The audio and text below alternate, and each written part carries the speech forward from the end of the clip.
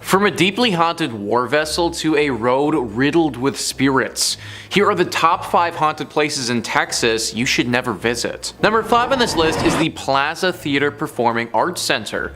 Built in 1930, this beautiful theater has had many shows and screenings here over the years. For 55 years, it was in operation as one of the premier spots to have your movie shown, but in 1985, the theater shut down. It remained as such for about 20 years when in 2006, it began to get renovated. Now it's mainly just for live theater and other performance art in the city of El Paso. Like a lot of beautiful old theaters though, as time passes, legends emerge, and this one in particular certainly has its fair share. The Plaza Theater for Performance Arts Center has 3 primary ghostly apparitions it houses. The first is our very standard and very classic drifting woman in white.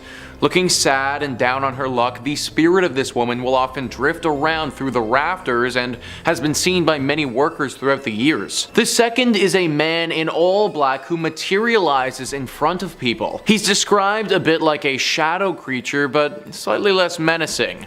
I suppose if we have our woman in white, it's only fitting that we have a man in black to get a little bit of variety going. The third ghost sticks with the theme of spicing things up and is actually a little boy with a bouncing ball. It's not a basketball, but a small bouncy ball that the child seemingly plays with as he haunts the theater. Nobody knows the origin of these ghosts or how they got here at all. Are they connected? Maybe once a family unit who died here together, or are they all separate and have each suffered strange tragedies at this location over the century? El Paso, I'm sure, has some other theaters, and I'd stick to those ones if you're looking to watch some live shows if you're there. Number 4 on this list is Hendley Row.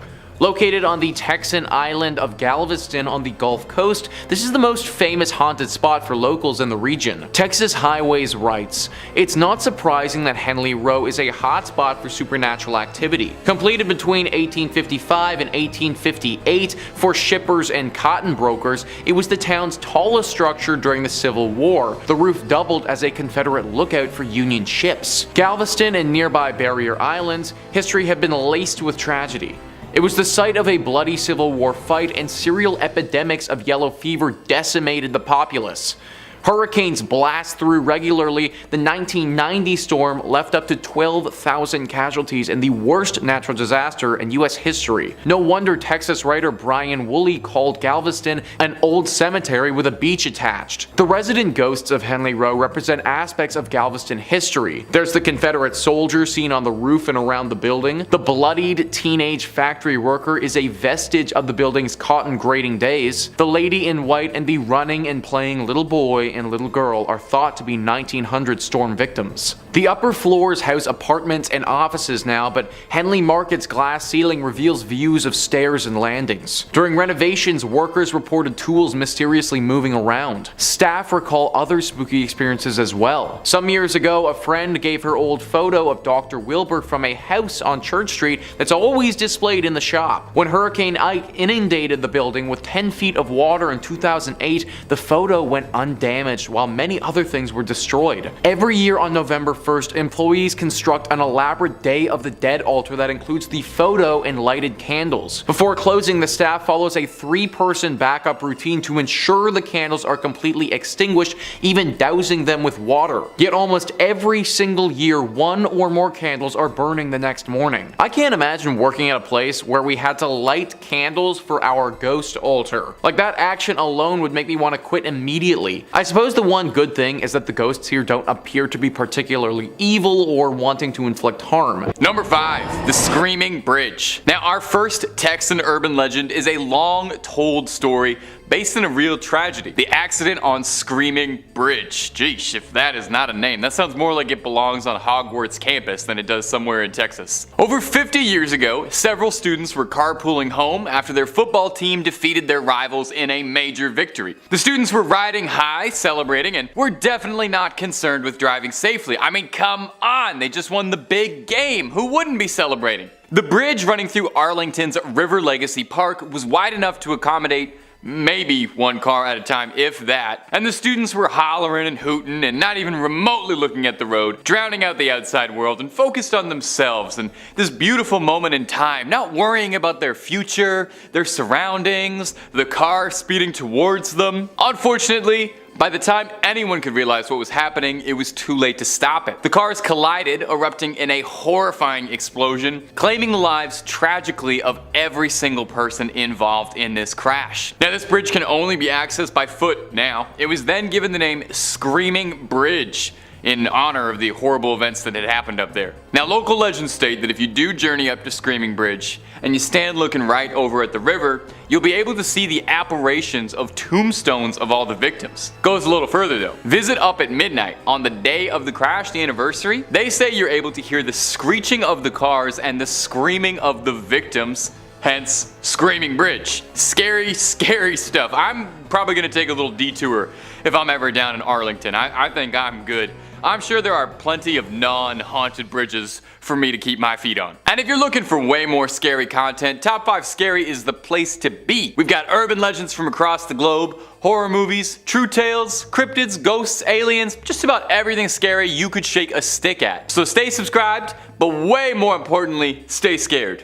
And hey, stay watching this video, okay, before you check out the rest of the channel. We got way more cryptids and urban legends to go. Number 4, the Chupacabra. The Chupacabra is one of my absolute favorite cryptids out there. I love the variants and sightings and legends because sometimes, depending on who's telling the story, the Chupacabra is described as being like an alien, reptilian, like horrible little goblin guy that runs around on all fours and is from another planet and sucking all the goats. And then sometimes in some stories the Chupacabra is just like a weird looking dog. I love it. Not all cryptids need complicated lore. Sometimes they're just a weird looking dog. Now, legends of the Chupacabra stemmed initially from Puerto Rico.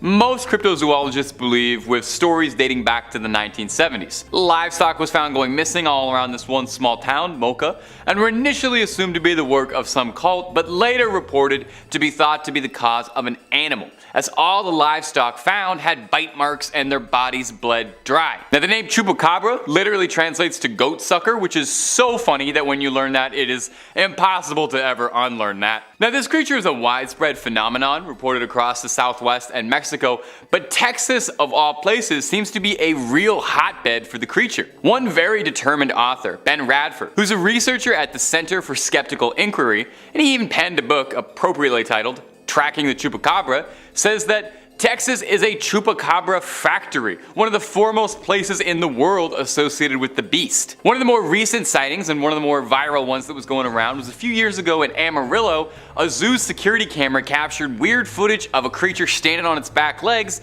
that looks a whole lot like a Chupacabra or Crash Bandicoot.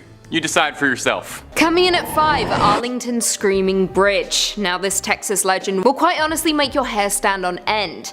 Legend has it that one full night more than 50 years ago, several teens were carpooling home after their high school football game. Still riled up over the victory, driving responsibly definitely wasn't of utmost importance to the young teens. The bridge running through Arlington's River Legacy Park was just wide enough for one car at a time. You can probably guess where this is going. The teens hooting and hollering drowned out all the noise, like that of a vehicle that had no working headlights. The cars collided head-on before erupting in a fiery explosion and plunging into the waters below.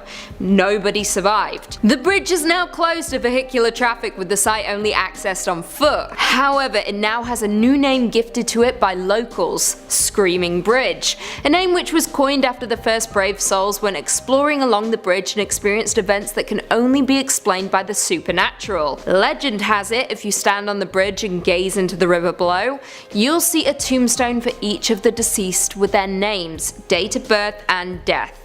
Visit at midnight on the anniversary and you'll hear two cars screeching towards each other before colliding. Coming in at 4, the nurse at Bexar County Hospital. If you ever find yourself in Texas, whatever you do not find yourself at the dilapidated Bexar County Hospital, because it is supposedly housing the spirit based on an American serial killer called Janine Jones.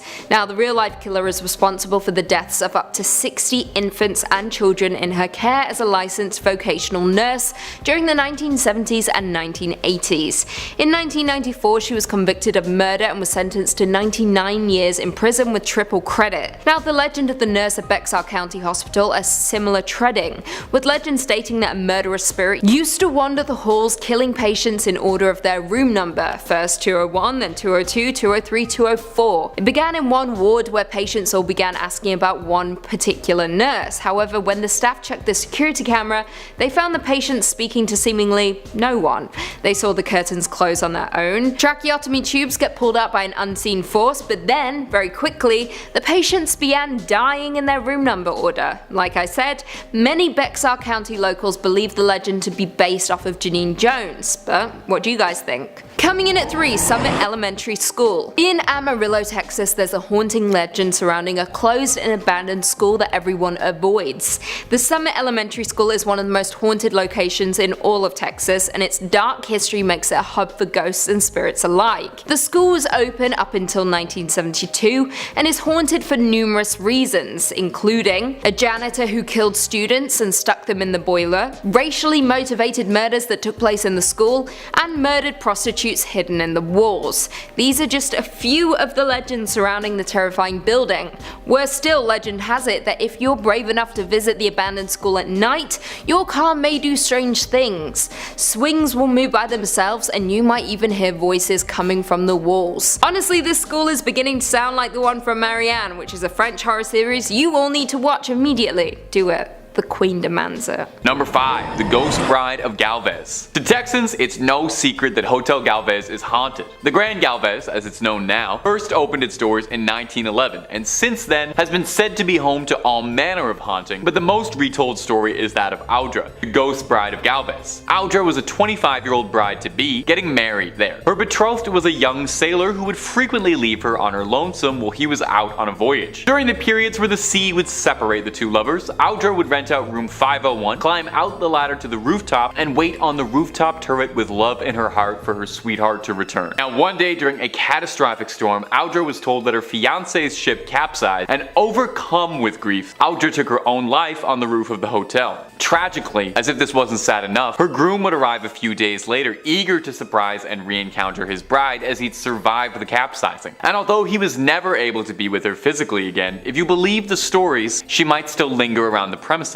Visitors claim that Audra frequents the 5th floor, and in particular, her spirit tends to hang around the matrimonial suite and room 501. Some claim they hear random doors slamming, or strong currents of chills, flickering lights, the usual who's who of a ghost haunting a hotel. Other stories tell of seeing a candle lit on the rooftop, wondering if it's the ghost of Audra still waiting for her beloved to come back to her. The attendants at the Galvez claim that there's difficulties making electronic keys for room 501 since they're prone to malfunction frequently. Visitors to the Galvez go out specifically looking for Audra now, hoping to catch a glimpse of the spirit. If you ever go to Texas, be sure to check it out if you're brave enough. And if you're looking for more freaky stories, true crime, ghosts, cryptids, basically the whole 9 yards, Top 5 Scary has all of that and then some. So click on that bell and click on through and subscribe and find something to scream at. But do that at the end of this video, okay? We got way more mysteries in Texas coming up. Number 4. The Icebox Killer. The Icebox Killer refers to an incredibly grisly crime that haunted Houston, and if you believe the conspiracies, might be entangled in a much larger web of interest. Take a listen to this brutal crime.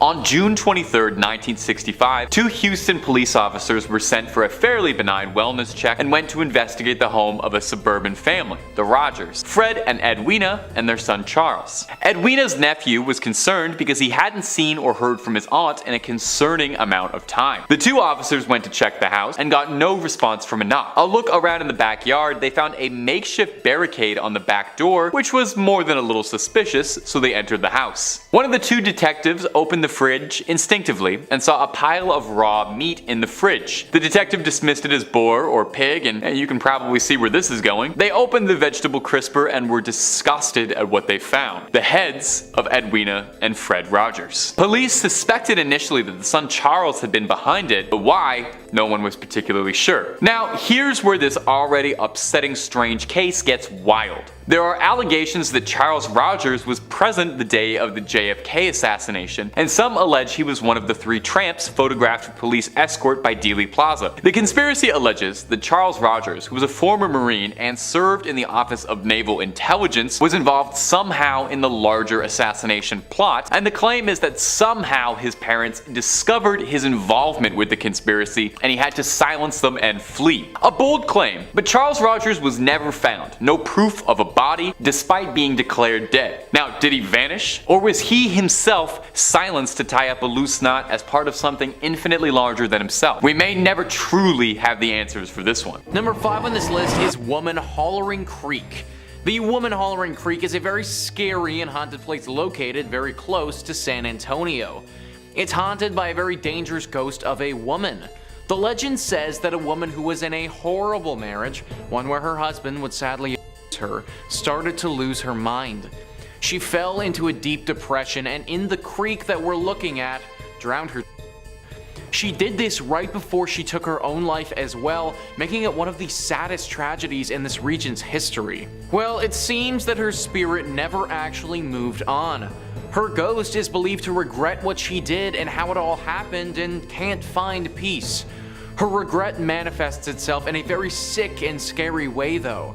She misses her children, and it's believed that if a child is by the bank, she will grab them and bring them down to the bottom of the creek with her to be her friend. Sadly, as you may have guessed, this doesn't go well for whoever was taken. This is why parents warn their children about going near this place without their supervision. It's very likely that this legend is just a tale made up by parents to scare their kids into staying by their side. But considering the potential consequences, I wouldn't want to take the risk. Number 4 on this list is La Carafe. Most times, bars are a sanctuary. In fact, in the entirety of the time that I've been hosting on this channel, I don't know if I've ever talked about a haunted bar before. Hard to get a place haunted when everybody that goes there is usually drinking and having a good time. A haunted bar is exactly what we have with this entry though. Thrillist says, some bars have that special, boozy charm that keeps the wine flowing and customers returning. For La Carafe, however, their popularity lies within their infamous ghost sightings and architectural ode to the French Quarter.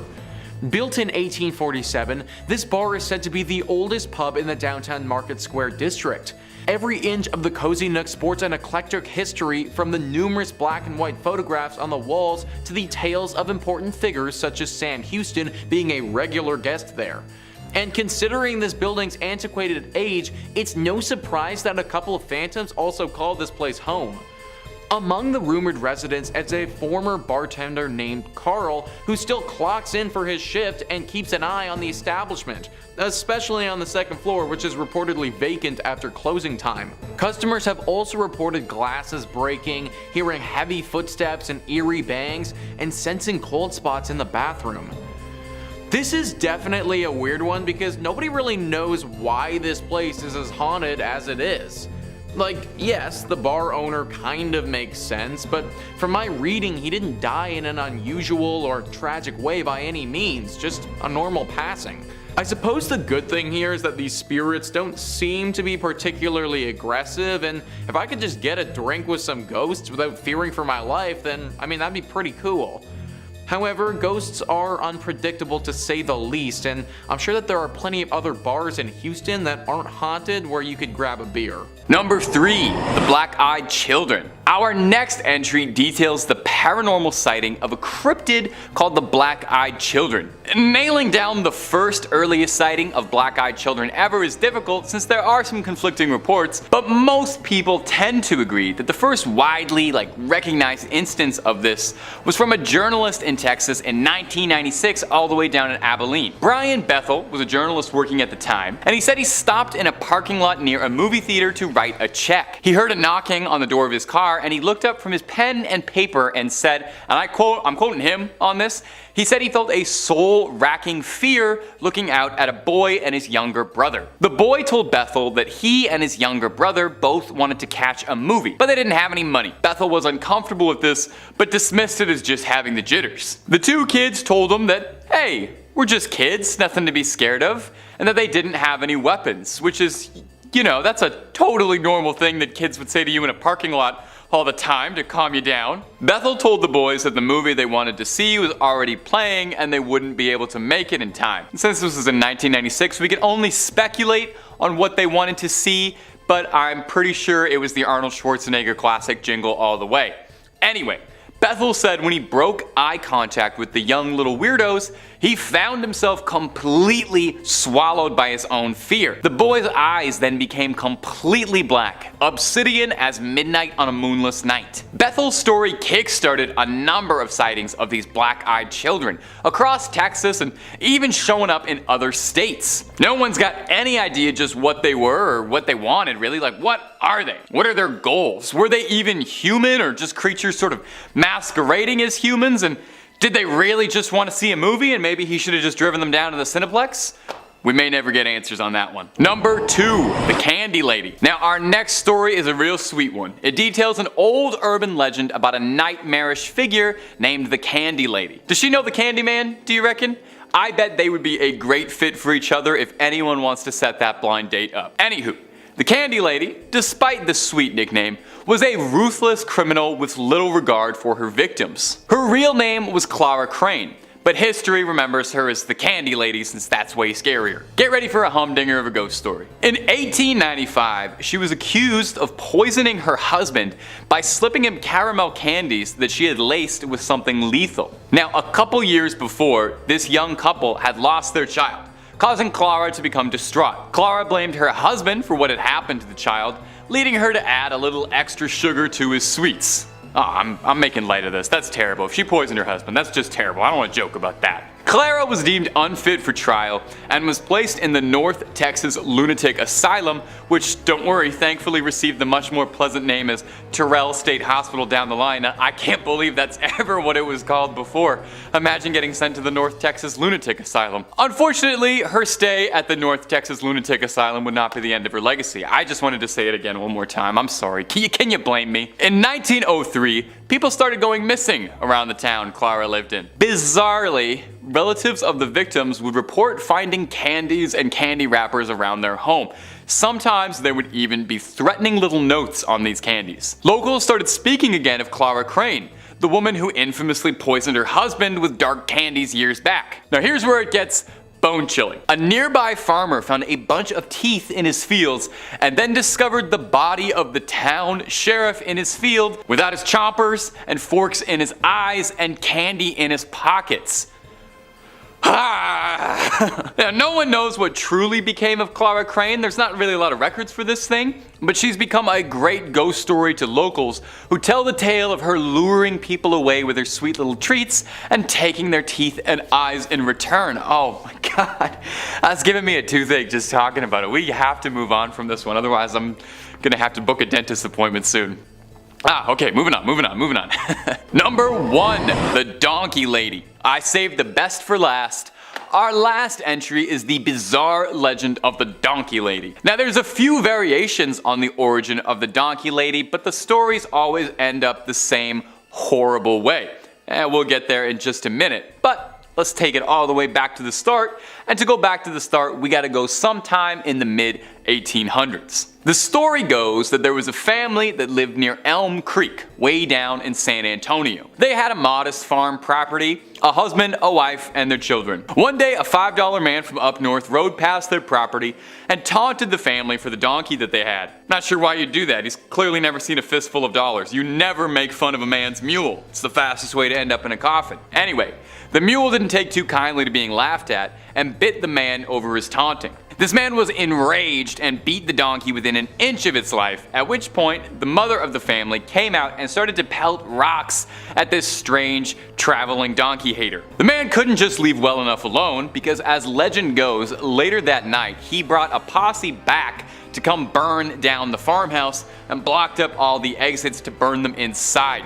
All over a donkey, allegedly. The farmhouse went up in flames. The only survivor, tragically, was the wife who initially had come to the donkey's defense. And she ran out of the home, her skin soaked in flame, her hands melted down to little stubs, her face deformed, skin sagging off the muscle, crispy and black, long, like a donkey's snout. She ran into the night and hurled herself into the Elm Creek, which is the last place anyone had ever seen her. Today, there's a bridge called Donkey Lady Bridge over Elm Creek, where locals claim that they've seen a creature with a donkey's face screaming at them from the window of their car. Legend has it that the spirit of the wife haunts this area and torments those who cross her bridge while grieving the unfortunate loss of her family. Coming in at 2, the Candy Lady. Now this very well might be one of the scariest urban legends I've ever read and may result in a lot of you sleeping with the light on tonight. Sorry in advance. This theory goes, I quote, "The Candy Lady allegedly lures children to their doom by leaving enticing goodies on their windowsills just before bedtime. Her plan is for the kids to wait for mum and dad to fall asleep before indulging in the sweet treats so as not to get in trouble. Afterwards, she'll grab them and feast on their sugar-laden blood until there isn't any left. Children began to go missing, yet no leads were ever found that would suggest they were kidnapped or ran away. As some of the remaining children got older, they confessed to eating candy left on their windowsills with a note from the Candy Lady, so parents started to wonder if the other children perhaps had been poisoned. The worry was soon put to rest when someone actually turned up dead.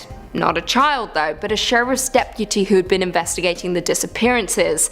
His eyes had been stabbed out with a fork and his pockets stuffed with candy.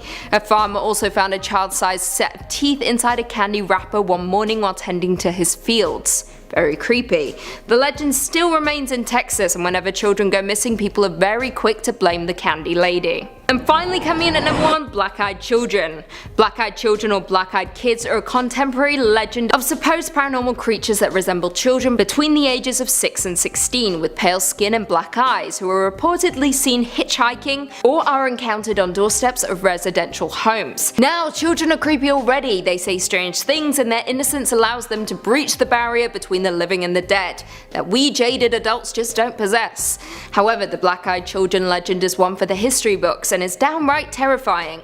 In the late 90s, a journalist named Brian Bethel was working in his town of Abilene, Texas, when he encountered something he'll never forget. He was parked outside a movie theater when 2 children knocked on his window.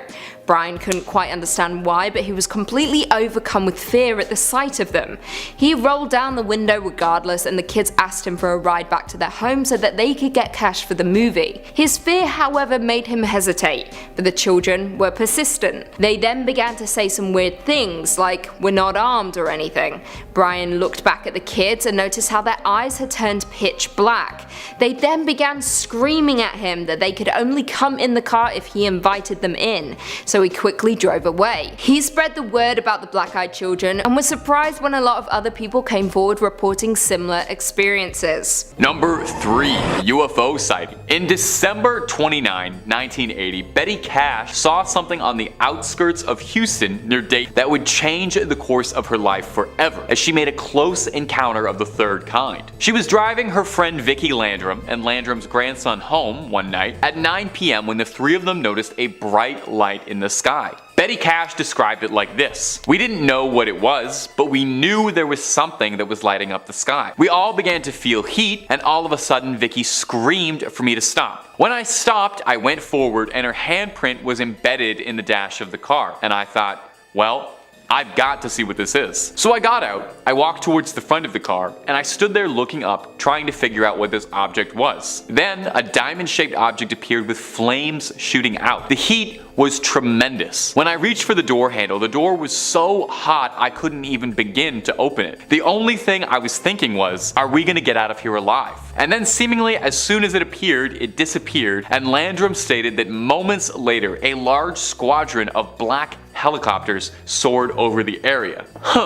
After the choppers cleared, Betty took the Landrums home and retired for the night. The next morning, however, Cash said she was extremely sick, suffering from nausea, vomiting, diarrhea, weakness, and an intense burning in her eyes. Now here's where things get curious. Landrum and her grandson all reported the exact same symptoms. Over the next few days, Cash said her symptoms worsened so much, with large blisters forming on her skin, she eventually had to be taken to a hospital where she was treated for radiation poisoning, and she lost large patches patches of skin and clumps of hair. To date, there has never been a conclusive answer to what happened to Cash and Landrum. The US government denied any involvement and said they don't have any diamond-shaped crafts like that in their fleet, and it wasn't from their government. Was the military testing new technology on unsuspecting victims? Was it a craft from another world touching down for a moment? There are so few answers and so many questions for this unsolved mystery. Number 2, the death fields. There is a stretch of I-45 highway between Houston and Galveston that is notorious to locals due to the string of violent, horrific crimes that have all occurred there since the 1970s. Since the first body was discovered, it's been thought that anywhere from 33 bodies have been discovered there, and the truly horrifying thing is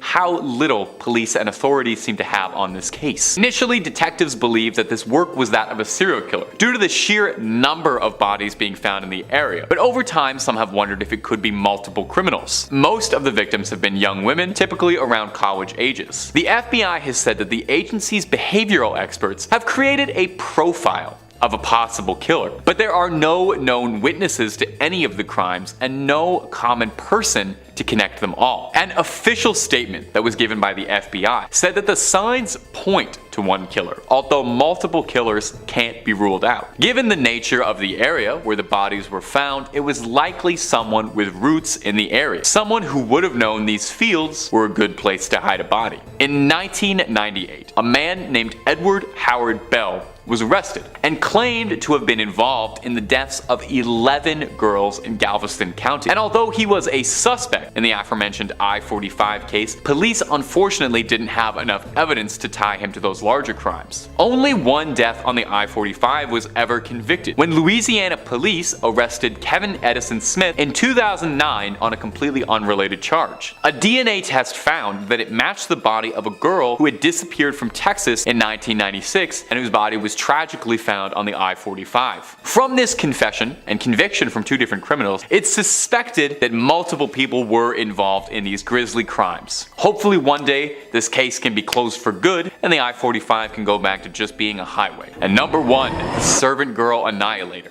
Perhaps one of the most infamous criminals to ever live in Austin, and to this day is still anonymous and possibly will forever. The servant girl Annihilator, absolutely brutally named, I cannot believe they called him that, was a serial killer who preyed on young women in Austin between 1884 and 85. He is thought by some to be America's first serial killer, hardly a badge of honor if you ask me. He attacked wantonly, and despite his name, he was not exclusively targeting women. He fatally attacked 7 women, 1 man, and additionally seriously injured 6 women and 2 men. All of his victims he would attack indoors while asleep and then would finish the job outside, leaving them to be found. His victims were all posed in similar manners and were all found with a sharp object inserted into their ears. Texan lawman started a manhunt for the criminal, arresting 400 men in the year of 85 in a desperate attempt for any leads on who was terrorizing the community. Interestingly, the top theory of elected officials at the time is that the servant girl Annihilator couldn't possibly have been committing all of these crimes by himself as one lone deranged criminal, but rather an identity shared by a group of men carrying out heinous acts all together. Now, in the end, no one was ever successfully accused of being the servant girl Annihilator. And what happened to him was additional police patrols and civilian militias around Austin ended up scaring the Annihilator off. Or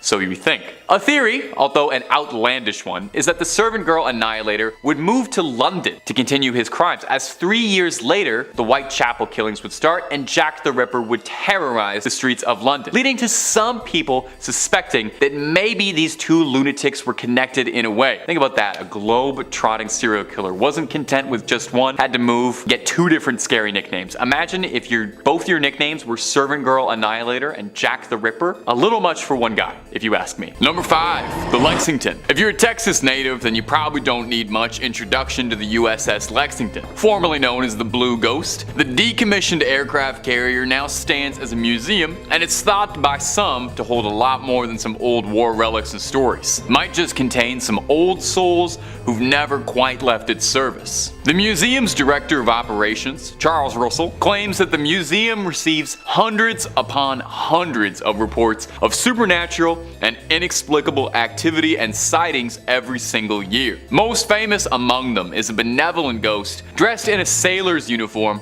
who aids guests in finding their way around the ship before vanishing back into the air. He describes one particularly vivid encounter with a spirit inhabiting his office where, after losing 6 pens over the course of a week, he found all of them arranged perfectly, laying side by side in front of his keyboard. He reassures visitors that the spirits who live aboard the Lexington are playful, not frightful. They're more like Casper in that regard, I guess. Other stories tell sightings and reports of hearing lost souls running for cover after a torpedo attack, describing running sounds and other strange noises in the hangar bay. The paranormal tour guide aboard the Lexington describes it as, this was their home and they don't want to go anywhere else. I kind of get it, you know? I'd want to live on an aircraft carrier. That seems pretty cool. I'd try to swing that as long as I could. Like most purportedly haunted locations, if finding something spooky in the cold steel of the Lexington truly interests you, the museum offers a paranormal investigation tour where guests can spend the night with their own equipment in the hopes of finding someone to trip up your EVP meter. And if that ain't enough for you and you're looking for something spooky from the confines of your own home, well, we can hook you up with that real easy. Click through on Top 5 Scary because we've got loads of videos about haunted spots, ghosts, ghouls, goblins, aliens, cryptids, conspiracies, and just about anything freaky you can think up. Stay subscribed, stay scared, but, stay watching this video as well, okay? We worked hard. Number 4, La Carafe. La Carafe up in Houston looks unassuming at first. Looks like a pretty typical dive bar experience. Looks nice though, I definitely would like to go. But if you believe the rumors, allegedly this is one of the most haunted buildings in the entire state. The bar also is one of the oldest buildings in Texas as well, having been initially built sometime in the early 1800s. It's seen life as quite a few things: a pharmacy, an apothecary, a bakery, and eventually La Carafe. So it's not too surprising that in all of its years of service, picked up a few guests who aren't ready to pay the bill and leave just yet. Many regular customers have a ghost story to tell you, as well as the bartenders. Many report strange noises, a glass breaking mysteriously, some even seeing lipstick stains in a glass they're drinking from appear out of nowhere. Do ghosts have germs? Is it safe to share a drink with a ghost? I don't know if I would do that unless we got to know each other a bit first, and then hey, anything can happen. I'm open. The bar is said to be haunted by a former tender named Carl, who frequent guests claim they can hear shouting out for last call still years after passing the bar.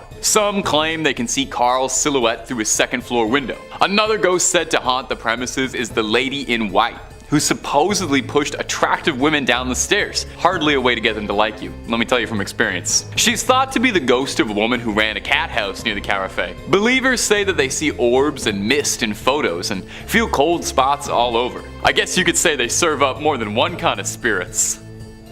I'll see myself out. I'm sorry, that's not my best work. If you're ever in Houston and looking for a bit of spooky ambiance, definitely check out the Carafe and all of its otherworldly guests. Just make sure to tip your ghost about 15%. Number 3, the Driskill Hotel. The Driskill Hotel is another shining spot in the state, said to be a hotbed of paranormal activity. Lone Star State, Lone Scare State, more like. With how many ghosts are said to live in this place, it's hard to imagine that you'd even be able to get a free room. One of the more notable ones is the owner, the cowboy Jesse Driskill himself, who built the place originally. Shortly after the hotel's construction, it's said that Jesse came under very hard times. So, desperate for money, Jesse gambled away the deed to the hotel in a game of cards, and was forever swallowed by this guilt, losing his cherished prize. It's said his spirit still resides in this hotel, in the room looking out at 6th Street and Brazos. A consultant once reported looking out of the window in this room and seeing a man dressed in old western attire,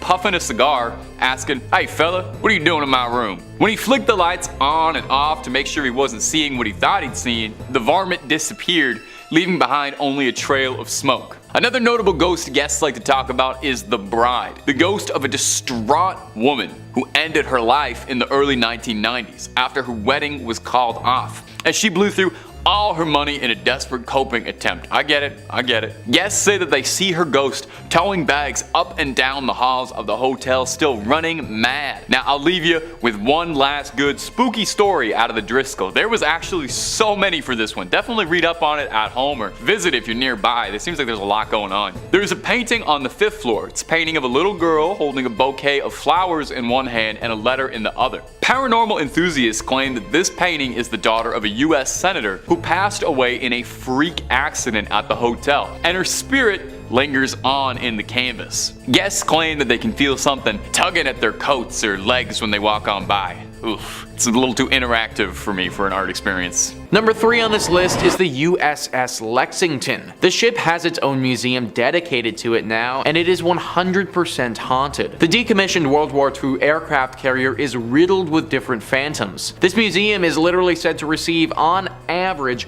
hundreds of reports of ghostly apparitions in 1 year. That is so much supernatural energy that has just congregated here. Now, World War II was obviously an awful time, and if this boat played a major role in the Battle of the Atlantic, which I imagine it did, then it assuredly saw its fair share of tragedies. The ghosts are not quiet about their presence, they make themselves very known. One of the most famous ones resides in the engine room. Apparently, visitors will go there and a spirit will form explaining the engines and how they work. Then, when his lecture is over, poof, he will be gone in a puff of smoke. There's also a general sailor that walks around the ship and is actually said to be rather helpful. However, with these tame ghosts, there are some troublemakers as well. Small items that you may have on your person, a wallet, a watch, a phone, a keychain, anything like that are often reported missing after people get on the ship. If you do intend to go here, then hold on to your valuables very closely and get ready for a long lecture on engines. Number 2 on this list is Bragg Road. For over 100 years now, this road has been haunted by a very strange and ghostly light. It's been seen by hundreds of people during that time, and nobody can explain it. Texas Highways says,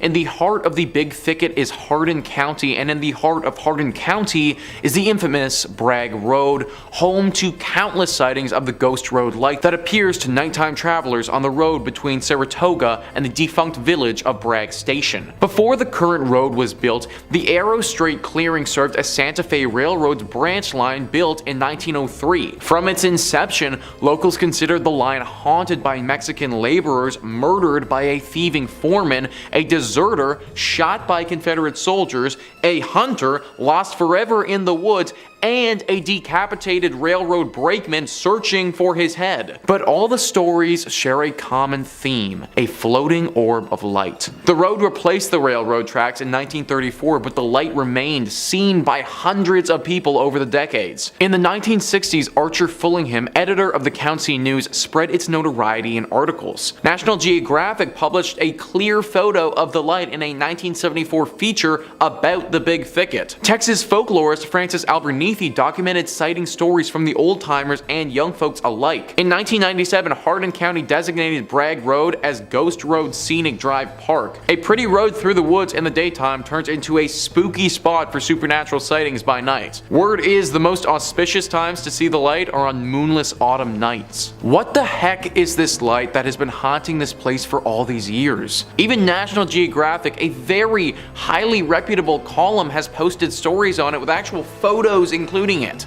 If it's a manifestation of some of these ghosts, then which ghost is causing it, and maybe more importantly, is it dangerous? If you want to find out, then you need to head to Bragg Road and look for yourself, but I wouldn't recommend it, honestly. And finally, number 1 on this list is the Yorktown Memorial Hospital. This hospital is definitely up there as one of the most haunted spots in Texas, and could even make a play for the most haunted spots in America. It was built in the 1950s and managed by the Roman Catholic Church for a few decades before eventually closing down in 1986. Then for 8 more years until 1992, it was a drug rehab facility, but finally in 1992 it closed for good. Since then it's been abandoned and gained some very serious ghostly legends by the locals. One of the most famous demonic creatures that resides here is this black specter with bright glowing red eyes. It's not shy either and will attack you if you're here alone or in a vulnerable state. This is the most famous of the presences here, but it isn't alone. The ghost of a man who appears to have a bullet wound directly in his forehead is also said to live here. His ghost is a lot less forceful than the dark demon though, and is said to just show himself to visitors rather than attack them. The spirits of nuns are said to be on the 2nd floor though as well. These spirits are similar to our demon creature and will claw and scratch at people who decide to come here. Along with all of this, we also get our classic indicators of a haunted location, such as feelings of despair as you walk through, temperature changes, and moans echoing throughout the building. Avoid this place at all costs if you want to keep a tight grip of your sanity. Number 2, the Oakwood Cemetery. I gotta say, a cemetery is a pretty classical location for something haunted to be happening. I think we all sort of suspect most cemeteries are haunted as is. I mean, a couple thousand dead bodies all buried underneath the same plot makes my hair stand on end. I said I was gonna try not to do a southern drawl, but I swear it's coming on naturally. I'm sorry. Oakwood Cemetery in particular is well known as a haunted spot to those who believe. It was established sometime in the 1850s, though it's thought that earlier settlers were laid to rest there too. With 23,000 souls resting there, it's no surprise that there is a litany of spooky stories amongst the tombstones. Take a listen to some of the more notable ones I dug up for you. One in particular that gets retold is that of Eula Phillips, a young woman who was struck fatally with an axe on Christmas Eve. Not that there's ever a good day for that, but that's a pretty bad one. Her husband was found guilty, only to be exonerated later when it turned out that there was a series of victims all around the same area matching her profile. 8 others who all fell victim to this is unbelievable that any newspaper ever printed this name, the servant girl Annihilator. I cannot believe they named him that. I've actually featured him in a video before. I can't quite remember the title of it, but click through on every single top 5 scary video until you find it. There are some theorists who suspect the servant girl Annihilator and the infamous Jack the Ripper are one and the same, and that guy just could not get enough traveling from country to country. Some local residents claim that Eula's ghost roams the cemetery, lost, afraid, and panicked, unable to come to terms with the vile means of her death. Another very notable ghost is that of Susanna Dickinson. When Lopez de Santa Anna attacked the Alamo, Susanna and her kin were brought into the garrison. The dust cleared and the battle was over, and Susanna met with Santa Anna, where he offered to take her and her children back to Mexico. But she declined, knowing it might even cost her her life. Surprised, Santa Anna spared her, and her account of the Alamo was crucial to understanding and remembering what happened there. Susanna was buried at a plot in Oakwood, and visitors say she constantly appears to strangers, telling her stories all these years on, still remembering the Alamo. And number 1, Yorktown Memorial Hospital. About 80 miles southeast of San Antonio is Yorktown, a small community with a population that barely exceeds a couple thousand. Probably a good reason for that, because if the legends are to be believed, the hauntings at the Yorktown Memorial Hospital might be keeping people away. The hospital was built in 1951, where it operated for a bit, and was eventually took over by the Felician Sisters of the Roman Catholic Church, who kept the place running until late 1986 when it was abandoned. Where it still sits today, almost as if nothing's happened. It looks like everybody just packed up and left. It's said that over 2,000 people call Yorktown their final resting spot, with 500 of those all occurring during the small tenure of the nuns running the hospital. These days, of course, the hospital's sickly lime green walls don't really see a lot of patients. Mostly just ghost hunters and seekers of the paranormal looking for something lurking left behind. And if the stories are true, this place is filled with restless ghosts. Explorers report everything from disembodied voices to sounds of wheelchairs creaking, mysterious flashes of lights, orbs, mists, cold chills, you know, the usual who's who greatest hits of haunted spots. Now, you don't even need to be told this place is haunted to worry about it. I mean, just look at it. The place looks like it's straight out of Silent Hill, down to the rusted pipes and leaky hallways, but don't fret, no, there are ghosts. One in particular is that of a late surgeon, one Leon Norwirski. He was infamous around the hospital for his sloppy handiwork, and was said to have lost a number of patients in his time, and his spirit as such has been cursed to wander the facilities endlessly. Keeps writing terrifying messages on the wall, but no one can read them because he's a doctor. That's not my best work. I'm really sorry. Some of these should have stayed on the writing board. Another infamous ghost is that of Sally, a young girl who's said to still live in the hospital's halls, heard happily playing, jovially dancing around, and even asking explorers to read her favorite story when she encounters them. I hope someone takes her up on that. Not me though, nothing personal. I just have like a policy about not reading stories to ghosts. Number 3 on this list is the Driskill Hotel. This hotel is located in Austin and has a very haunted history. Thrillist says, you might not think the Driskill is haunted based on its clean and recently renovated interior or its brief, stunning appearance on AMC's Texas-brimmed drama, The Sons, but it's loaded with plenty of stories that keep even the most adventurous guests running from these historic halls. Consider the girl who fell to her death down the grand staircase, the brides who killed themselves in the bathtub of the same room exactly 20 years apart, and the reports of Colonel Jesse Driskill checking on his hotel, cigar still lit in his mouth. These spirits have haunted many people throughout the years of this hotel's operation. So many reports of sightings and feelings of presences have been had. Lots of people say that they'll feel someone over their shoulder, touching their hair, or a hand on their back, but when they turn around, they don't see anything at all.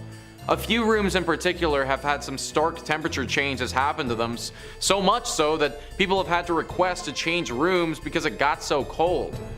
Some people have even reported seeing an orb of light floating around the stairwell, never getting close enough to a person for them to touch it, but seemingly tempting them with its presence. This is your classic haunted hotel, and it checks all the boxes as being one of the most haunted spots in Texas. Number 2 on this list is the AI Engineering Building.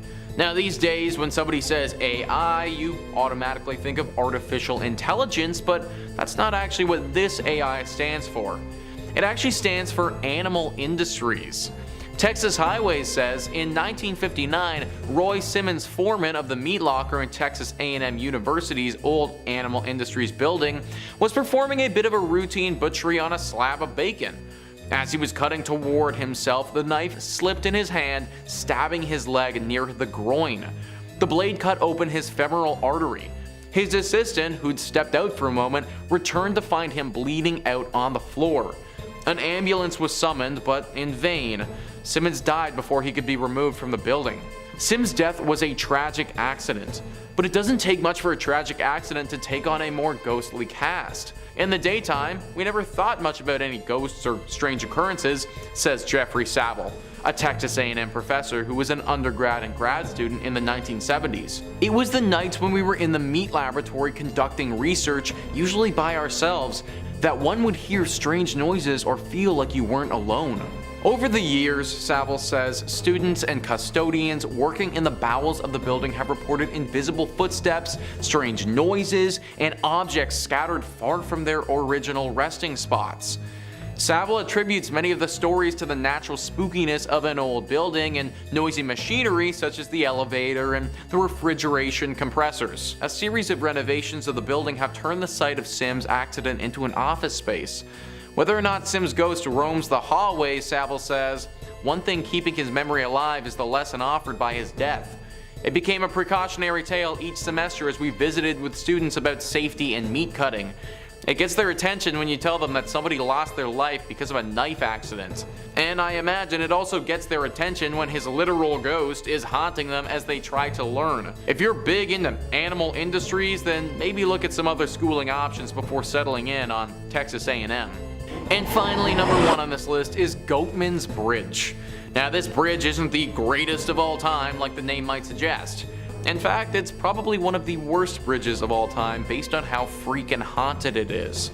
It was built back in 1884 and initially was used as a very popular spot to move cattle across. Over the years, a tragedy struck this bridge that has it being haunted by a dark and demonic spirit. It's a sad story where a colored goat farmer was murdered by some Klansmen on this bridge many years ago. It's believed that the demonic spirit that haunts this place now is that of this goat farmer who was horribly wronged back then. Locals around this area do not go over this bridge at nighttime unless they really have to. So many sightings have happened over the years where people will go over the bridge and be met on the other side by said